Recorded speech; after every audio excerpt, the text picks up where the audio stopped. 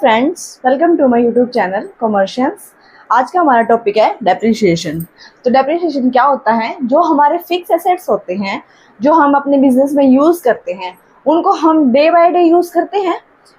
Daily उनसे हम कुछ ना मतलब फैक्ट्री में जो भी प्रोडक्शन होता है, हमारे बिजनेस में जो भी हम प्रोडक्ट्स बनाते हैं, उनको प्रिपेयर करने के लिए हम मशीनरी और इन सब का यूज़ करते हैं। तो उनसे क्या होता है कि जो हमारी मशीनरी होती हैं, उनकी जो वैल्यू है वो डे बाय डे, और उनका जो काम करने की जो उनकी कैपेसिटी है वो रिड्यूस होती जाती है एक टाइम इंटरवल के बाद।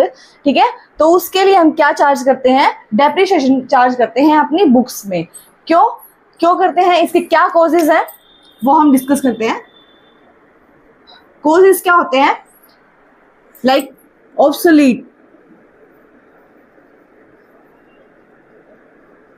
अगर हमारी मशीनरी ऑब्सोलीट हो गई है, लाइक न्यू टेक्नोलॉजी वाली मशीनरी आ गई है, न्यू टेक्नोलॉजी वाली, तो उससे क्या होगा? जो हमारी हमने यूज कर रखी है जो मशीनरी, वो उतना प्रोडक्शन नहीं कर पाएगी जितनी वो न्यू एडवांस टेक्नोलॉजी वाली मशीनरी कर पाएगी। ठीक है, तो उसके लिए क्या होगा? हमें अपनी मशीनरी को चेंज करना पड़ेगा, न्यू मशीनरी को इंस्टॉल करना पड़ेगा अपने बिजनेस में। ठीक है, उसके लिए हम क्या चार्ज करते हैं? डेप्रिसिएशन। डेप्रिसिएशन इसलिए चार्ज करते हैं क्योंकि हम उनको अपनी बुक्स में मार्केट वैल्यू पे, जो भी हमारी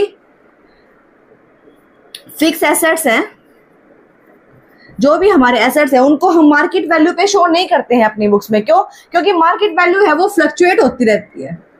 ठीक है, मार्केट वैल्यू होती है, फ्लक्चुएशन आती है डिमांड और सप्लाई की वजह से। ठीक है, तो हम मार्केट वैल्यू पे ना शो करके ओरिजिनल वैल्यू होती है जो हमारी एसेट की, उस पे शो करते हैं। ठीक है, तो मान लिया हमने हमारे एसेट की वैल्यू है 10 ईयर्स है। ठीक है, अब 10 ईयर्स के बाद हमें न्यू मशीनरी इंस्टॉल करनी पड़ेगी। उसके लिए भी हमें एक तरह से एक रिजर्व चाहिए होगा, अमाउंट चाहिए होगी ना। तो हम इसीलिए ही पर ईयर एक उसकी अपनी जो वैल्यू है उसको ईयर बाय ईयर डिवाइड करते हैं कि इतने फर्स्ट ईयर में हम लाइक मेथड्स है उनके अकॉर्डिंग, नेक्स्ट ईयर में हम नेक्स्ट, तो पर ईयर हम उसकी वैल्यू को डिक्रीज करते हैं। तो वो वैल्यू हम किस लिए यूज कर सकते हैं? अपनी न्यू मशीनरी को इंस्टॉल करने के लिए। ठीक है, 10 ईयर में डिवाइड किया है हमने अपनी उसकी वैल्यू को, तो पर ईयर हम उसको रिड्यूस कर रहे हैं क्योंकि 10 साल के बाद हमारी इस मशीनरी की वैल्यू सेम तो रहेगी नहीं। ठीक है, और जैसे हम कोई भी अपना, हमारा घर पे मान लो स्कूटी है, ठीक है, हम उसको यूज करते हैं 10 ईयर्स के तक, तो उसकी वैल्यू क्या होगी? सेम तो नहीं रहेगी जितने में हमने परचेज की। मान ले हमने 1 लाख में परचेज की थी, तो सेम आफ्टर 10 ईयर्स उसको हम 1 लाख में तो सेल आउट नहीं कर सकते ना। ठीक है, उसके लिए क्या करते हैं? हम डेप्रिसिएशन चार्ज करते हैं पर ईयर। और डेप्रिसिएशन हम ओनली जो हमारी फिक्स एसेट्स होती हैं, जो टेंजिबल फिक्स एसेट्स होती हैं, उन पे ही चार्ज कर सकते हैं, टेंजिबल फिक्स एसेट्स। ठीक है, क्योंकि हम उनको बिजनेस में यूज कर रहे हैं।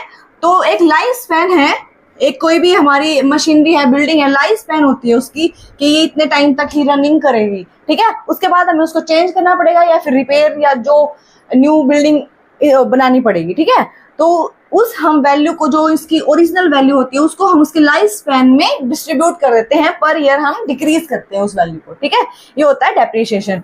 अब इसके कॉजेज हैं, एक है ऑब्सोलिसेंस, नेक्स्ट है डिप्लीशन। डिप्लीशन क्या होता है? जो हमारे वेस्टिंग एसेट्स होते हैं, वेस्टिंग एसेट्स क्या होते हैं? ऑयल, कोल माइंस, ये सब क्या है? वेस्टिंग एसेट्स हैं। एक बार हमने यूज किया, उसको हम फिर से तो यूज नहीं कर सकते इनको। ठीक है, ये क्या होते हैं? डिप्लीशन की वजह से भी हम क्योंकि इनको वेस्ट हो जाते हैं, वो दूसरी बार हम उन्हें यूज नहीं कर सकते, तो डिप्लीशन की वजह से भी हम क्या करते हैं? डेप्रिसिएशन चार्ज करते हैं। ठीक है, नेक्स्ट है लाइक कोई भी एक्सीडेंट है, नेचुरल हो सकता है, अर्थक्वेक, फ्लड, इनकी वजह से भी हमारे बिजनेस को नुकसान हो जाता है। ठीक है, तो इनकी वजह से भी हम अपने जो एसेट्स हैं उन पे डेप्रिसिएशन चार्ज करते हैं। ठीक है, नेक्स्ट है कांस्टेंट यूज। बिजनेस में हम प्रोडक्शन करते हैं प्रोडक्ट्स का, तो मशीन्स को है ना रेगुलर वर्किंग फेज होती है, उसमें काम करना होता है, इसलिए कांस्टेंट यूज से इनकी वियर टियर, मतलब वो टूट फूट जाती हैं या कोई काम करना ही बंद कर देती है कोई मशीनरी। ठीक है, तो उसके लिए हम क्या करते हैं? डेप्रिसिएशन चार्ज करते हैं। क्यों करते हैं? ताकि हम जो उस प्रोडक्ट की वैल्यू है उसको हम कोई न्यू जो भी उसके लाइफ स्पैन उसमें डिस्ट्रीब्यूट करके नेक्स्ट जो हम फिक्स एसेट जो भी परचेज करेंगे उसमें हम उसको यूज कर सके, ठीक है। क्योंकि इसके लिए हम अलग से तो रिजर्व प्रिपेयर करते नहीं है, लेकिन हमें नेक्स्ट एक लाइफ स्पैन होती है प्रोडक्ट की, उसके बाद तो हमें न्यू मशीनरी इंस्टॉल करनी होगी, ठीक है। इसलिए उस अमाउंट को हम एक तरह से अपने बिजनेस में यूज कर सकें, और इसके काफी सारे बेनिफिट्स भी हैं जो हम अभी डिस्कस कर लेते हैं। इसकी क्या इंपॉर्टेंस है, लाइक हमारे जो ट्रू प्रॉफिट्स हैं उनको फाइंड आउट करने में, ठीक है। क्यों? क्योंकि हमारे जो भी एक्सपेंसेस होती हैं हम उनको प्रॉफिट्स के अगेंस्ट चार्ज करते हैं। इस डेप्रिसिएशन भी एक हमारा नॉन कैश एक्सपेंस है, क्योंकि इसमें कोई कैश आउटफ्लो तो नहीं हो रहा, लेकिन हमारे लिए क्या है, ये एक्सपेंस है, हम अपनी एसेट के अगेंस्ट इसको चार्ज कर रहे हैं, ठीक है। तो ये क्या है, ट्रू प्रॉफिट्स को फाइंड आउट करेंगे, क्योंकि हम इसको अगर अपने प्रॉफिट्स के अगेंस्ट चार्ज करेंगे तो उससे क्या होगा, हमारे जो एग्जैक्ट प्रॉफिट्स हैं वो निकल के आएंगे। क्योंकि अगर हम इसको चार्ज नहीं करेंगे तो क्या होगा, जो हमारे प्रॉफिट्स हैं वो ज्यादा आएंगे, तो उनको क्या होगा, उसका एक मिसयूज क्या होगा, या तो उसको जो प्रोप्राइटर है वो डिस्ट्रीब्यूट कर देगा एज डिविडेंड शेयर होल्डर्स में, ठीक है। एक्स्ट्रा प्रॉफिट्स जो हमारे हैं वो डिस्ट्रीब्यूट हो जाएंगे, ठीक है। हमारे पास कम अमाउंट बचेगी। इन फ्यूचर हमें कोई भी बिल्डिंग वगैरह परचेज करनी है, कोई मशीनरी इंस्टॉल करनी है, या कोई भी फिक्स एसेट्स है, कोई भी टेंजिबल फिक्स एसेट्स है उसको परचेज करने में, ठीक है, मिसयूज हो जाएगा उसका। नेक्स्ट है जो हमारी बैलेंस शीट है, उसमें क्या होगा, हमारे जो एसेट्स हैं वो सेम वैल्यू पे शो होंगे, सेम वैल्यू पे शो होंगे, तो उससे क्या होगा, हमारे प्रॉफिट्स जो हमारे बिजनेस का नुकसान होगा, क्योंकि सेम पर ईयर हम सेम वैल्यू पे अपने एसेट्स को दिखा रहे हैं, और उससे हमारी क्या होगा, बैलेंस शीट इनबैलेंस हो जाएगी, ठीक है। नेक्स्ट है जो हमारा सेल प्राइस है, सेल प्राइस है वो भी क्या रहेगा, कम रहेगा वो भी। क्यों? क्योंकि हम जो सेल प्राइस है वो कॉस्ट ऑफ प्रोडक्शन होती है, जो कॉस्ट ऑफ प्रोडक्शन होती है हमारे प्रोडक्ट की, उसको कंसीडर करके ही हम उसका प्राइस सेट करते हैं किसी भी प्रोडक्ट का। जब हम कॉस्ट ऑफ प्रोडक्शन में डेप्रिसिएशन को ऐड ही नहीं करेंगे तो उससे क्या होगा, हमारे जो प्राइस है वो क्या होगा, लेस सेट होगा, ठीक है, जितना उसे होना चाहिए, क्योंकि हमने इसको तो इंक्लूड किया ही नहीं है कॉस्ट ऑफ प्रोडक्शन में, ठीक है।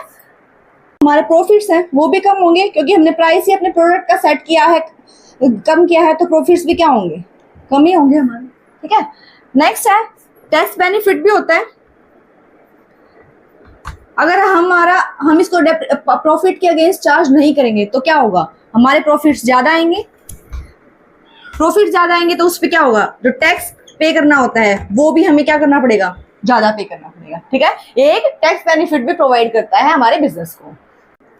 इसको चार्ज करने के और ऑब्जेक्टिव्स भी हैं, लाइक अगर हम डेप्रिसिएशन को चार्ज नहीं करते हैं क्यों, तो क्या होगा, जो हमें वेजेस एंड सैलरी है वो एम्प्लॉयज ज्यादा मांगेंगे, क्योंकि उनको ज्यादा प्रॉफिट्स दिखेंगे हमारे बिजनेस के जो बैलेंस शीट और उनमें है, ठीक है। तो वो क्या है, ज्यादा उसके लिए डिमांड करेंगे, ज्यादा वेजेस एंड सैलरीज के लिए, ठीक है। और क्या होगा, कंपटीशन को इंक्रीज करेगा। हमारे प्रॉफिट्स अगर ज्यादा शो होंगे तो क्या सोचेंगे कॉम्पिटिटर कि इस बिजनेस में ज्यादा प्रॉफिट है, तो उस बिजनेस को एस्टेब्लिश करने की सोचेंगे, तो उससे क्या होगा, कंपटीशन को इंक्रीज होगा, ठीक है। फैक्टर्स डिटरमाइनिंग डेप्रिसिएशन, ठीक है। फर्स्ट है जो ओरिजिनल या टोटल कॉस्ट है, total cost of asset. Total cost of assets में क्या इंक्लूड होगा, जो भी हमारे इंस्टॉलेशन के चार्जेस है, इंस्टॉलेशन के हैं या फिर इरेक्शन के हैं, कैरियर जो उसको लाने में उसको बिल्ड फैक्ट्री तक वो जो भी एक्सपेंसेस होंगे वो सब इसकी कॉस्ट में इंक्लूड होंगे, ठीक है। और जो इसकी टोटल अमाउंट है जितने में हमने मशीनरी परचेज किया है, प्लस इसके जो आने जाने का खर्चा है और इंस्टॉलेशन, ये सब चार्जेस इसमें total cost of the asset में इंक्लूड होते हैं, ठीक है। नेक्स्ट है स्क्रैप वैल्यू। स्क्रैप वैल्यू क्या होती है? जो रेजिडुअल वैल्यू होती है, ब्रेकअप वैल्यू होती है कि हमारा एट द लास्ट जब हमारा जो बिजनेस है, सॉरी जो भी हमारा एसेट है उसको हम सेल करेंगे तो हमें कुछ वैल्यू मिलेगी, उससे सेल आउट वैल्यू होगी कुछ, उसको क्या बोलते हैं? Scrap value. ठीक है। एस्टिमेटेड लाइफ स्पैन, हम ये एक्सपेक्ट करते हैं कि हमारा जो 5 ईयर्स तक हमें वो वर्क करेगी वो मशीनरी, लेकिन क्या है, ऑब्सोलिसेंस की वजह से, ऑब्सोलिसेंस की वजह से कि मतलब ऑब्सोलीट हो जाएगी वो टेक्नोलॉजी, न्यू टेक्नोलॉजी की मशीनरी आ जाएगी तो वो ओनली 15 ईयर्स तक वो वर्क करेगी वो मशीनरी। ठीक है। तो हम जो एक्सपेक्टेड लाइफ स्पैन है जितना, वो क्या कैलकुलेट करेंगे? 15 ईयर्स, ना कि 25 ईयर्स, क्योंकि 15 ईयर्स के बाद वो मशीनरी ऑब्सोलीट हो जाएगी तो हमें न्यू मशीनरी इंस्टॉल करनी ही पड़ेगी। ठीक है। इसलिए हम उस एस्टिमेटेड जो वैल्यू होगी, इसकी लाइफ स्पैन होगी, वो कितना लेंगे? 15 ईयर्स। ठीक है। इसके बाद आता है मेथड्स। काफी सारे मेथड्स हैं डेप्रिसिएशन कैलकुलेट करने के, बट हम only 2 will discuss.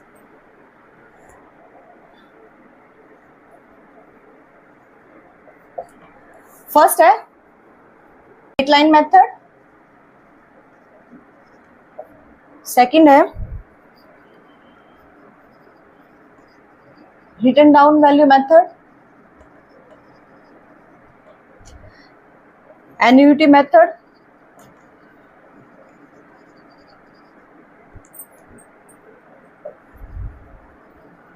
Depreciation fund method,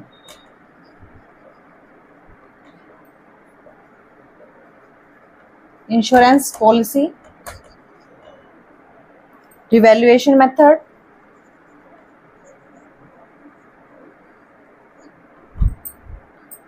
depletion,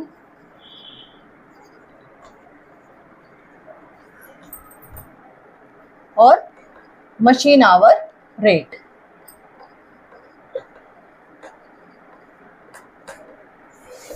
ठीक है। ये डिफरेंट मेथड्स हैं डेप्रिसिएशन को कैलकुलेट करने के। ठीक है। नेक्स्ट क्लास में हम करेंगे स्ट्रेट लाइन मेथड। मेनली हमारे सिलेबस में बस ये 2 ही हैं, स्ट्रेट लाइन और रिटन डाउन वैल्यू मेथड। ठीक है। ये हमें नहीं करने हैं ये सारे मेथड्स, लेकिन ये सारे 7 मेथड्स आई थिंक 8 मेथड्स हैं डेप्रिसिएशन को कैलकुलेट करने के। ठीक है। Thank you. Please like, share and subscribe my channel.